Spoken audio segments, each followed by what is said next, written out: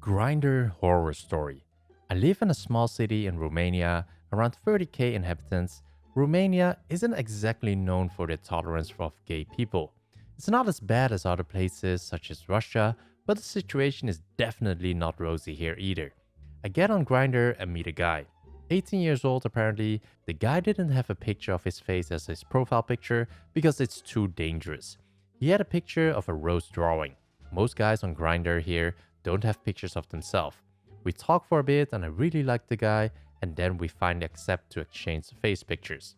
I sent him a selfie of myself and he sends me a picture of a guy from our city. He was cute and I really liked him. So I told him, "Hey, I saw you around the city, didn't know you were gay too." We talked and finally arranged to meet. I had some errands to run at the tailor shop. My cousin's bachelorette party is coming next week and I had to adjust my favorite shirt. So I asked him to meet in front of the tailor shop. The building in which the tailor shop is located has 4 stories. The ground floor is a clothes shop, which my aunt works at. The first floor is a storage room. The third floor is a barber saloon. And the fourth floor was the tailor shop. I go to the tailor shop and then go to the clothes shop on the ground floor to visit my aunt and see how she is doing. As I was looking out the window of the clothes shop, I noticed there were 5 men, all of them in their late 20s behind the building. None of them was the guy I got a picture of, and none of them even looked remotely close to what the guy looked like. I text the guy I was supposed to meet and asked him if he made it to the tailor shop. As soon as I sent the message, one of the 5 guys' phones lit up and he started texting. As soon as he stopped texting, I got a notification from Grindr. "I'm behind the tailor shop. I went there to smoke so no one would see me. Come smoke with me." I was terrified as I realized I wasn't going to meet the guy in the picture. He tries to get me to go behind the tailor shop and I try to get him to the side of it. There were no windows to the side of the building, so after a few tries he agreed to meet at the side of the tailor shop. All 5 guys went to the side of the tailor shop. I peeked my head from the door, looked left and right, and as soon as I saw my way was clear, I ran for it. Grindr cutie, let's not meet. I bumped into the cute guy the next day and started talking to him. I opened my phone and pretended to use it, and I went on Grindr. I saw him look at my screen and ask me, you know? I say yes, because I actually knew he was gay too, and he says, "Me too." I told him about the incident and he got kind of scared, as the guys used his picture. On a more positive note, he agreed to go out with me once school starts again. Something is off with the new guy. In the second half of 1998, I had taken a job as a security guard at a plant that makes locks. Being a kid, I usually worked on one of 3 shifts, 4 p.m. to 12 a.m., 7:30 p.m. to 3:30 a.m., 12 a.m. to 8 a.m.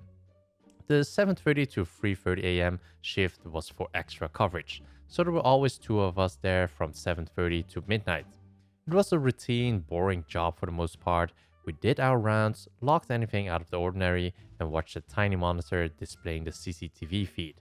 Things went by in an almost painfully normal manner for 6 months. I worked, saved, bought a car, and planned a move. By late March of 1990, I served my notice and prepared to head cross-country.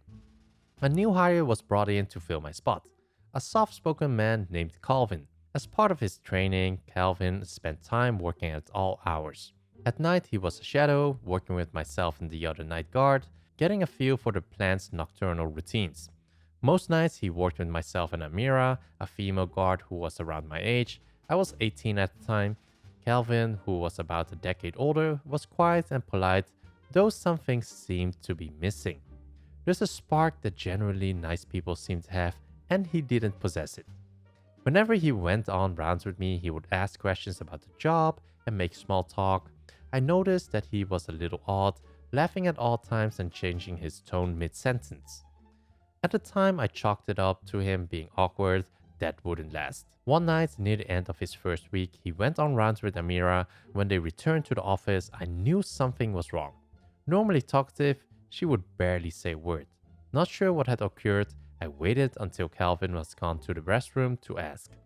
During their trip, everything had been normal until they reached the brass mill, a portion of the plant that shut down at 6 p.m. There were usually no employees there after that time and no lights. They were making their way to a checkpoint on the landing atop a flight of stairs when the mood shifted. She told me that she turned around only to find that he was right on her. Startled, she backed against the grating at the end of the landing and he leaned in towards her, his face nearly touching hers. He flirted in a low voice, and when she mentioned his wedding band, he said it would be over soon. From then on, I did rounds, taking Calvin with me each time. The night ended without further incident, and I left a note for our supervisor detailing what had occurred. The next night came and went with no Calvin.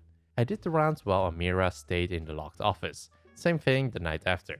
Then on my second to last shift, I come in to find her freaking out. She found out why Calvin hadn't been at work. He had been arrested for murdering his wife. She had been dismembered and burnt, and parts of her body placed in a pond less than a mile from where we worked. That night and the next, Amira called the jail just to make sure that they were still holding him.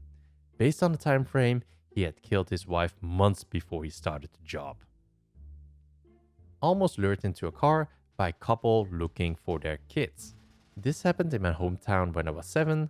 For context, I lived on an island off of the coast of Washington state in a military town that is among one of the safest places to live in all of the US. But weirdos are everywhere. Timing is vague for me, but since I was outside playing with my friends, it likely was a summer evening just before dinner time. We were screwing around, riding our bikes in the street, running around, the usual kid stuff, when a car pulled up and stopped in the middle of the streets. I don't remember exactly what the man driving it said, but he must have beckoned me over there because I know I walked close enough to hear. He asked me if I had seen any other kids wandering around because his were missing. I noticed then that there was also a woman in the car with him, so I assumed she was the mom and he was the dad. I said no, that I hadn't seen any kids wandering around, but there was a park nearby around the corner and he might be able to find them there. Note, I was super proud of myself for thinking of this at 7. The man then asked if I would be willing to get into the car and show them where this park is. Although I didn't understand just how dangerous this was, I was well aware of the whole stranger dangers thing, so I said no. He asked again if I would please get in the car and help him find his children at the park, and I said no. Sorry, I can't do that, but I gave him directions to the park, and then I skipped off to continue playing with my friends who were standing there watching the whole time. He drove away. A few minutes later, my mom came outside to call me in for dinner, and I bounced happily up the driveway to tell her how I helped someone. I was very excited to have done this for an adult, which will bring me to my final point at the end of this, and then I explained the whole thing to her. Her face changed a bit, but she just nervously said, "That's very nice of you, hun," and I felt a surge of pride. And then my dad came home. Solid Navy dude, black belt, used to be in the pararescue, and so badass that Chuck Norris checks under his bed for my dad every night. And my mom obviously told him what had happened. His reaction was much different. He told me that although he was proud that I liked to help people, that I was never ever to approach anyone I didn't know like that again. He said, and I will never forget this and have since passed this wisdom on to my own daughter, remember, adults should never be asking children for help like that. He told me I was lucky I hadn't gotten snatched and to always remember it because they would have lost me forever if things had gone badly. He was very stern, which hurt my little ego, and I lost a tiny bit of my innocence that day. Now that I have had 30 years of knowing my dad, he was only stern because this is his reaction, and also anger when he gets scared. Poor dude. Before that, I had escaped as a toddler and was found on a cliff in Japan, and then I left the yard another time in San Antonio to sell my coloring book pages door to door. I'm sure he was wondering what fresh hell he was in with a child like me. To wrap it up, I don't remember if my parents did anything with what I told them, but it's almost 100% likely they did because they are solid, loving people. To my knowledge, however, nothing ever came of it and I never heard about any instances like that again. Let's look at the comments.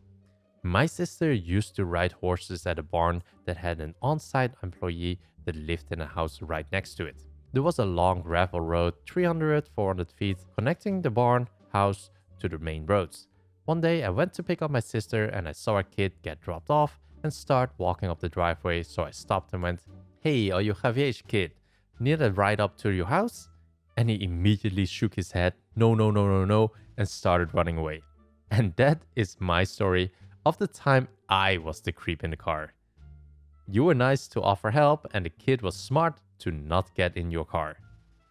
Sounds familiar to what happened to me as a kid.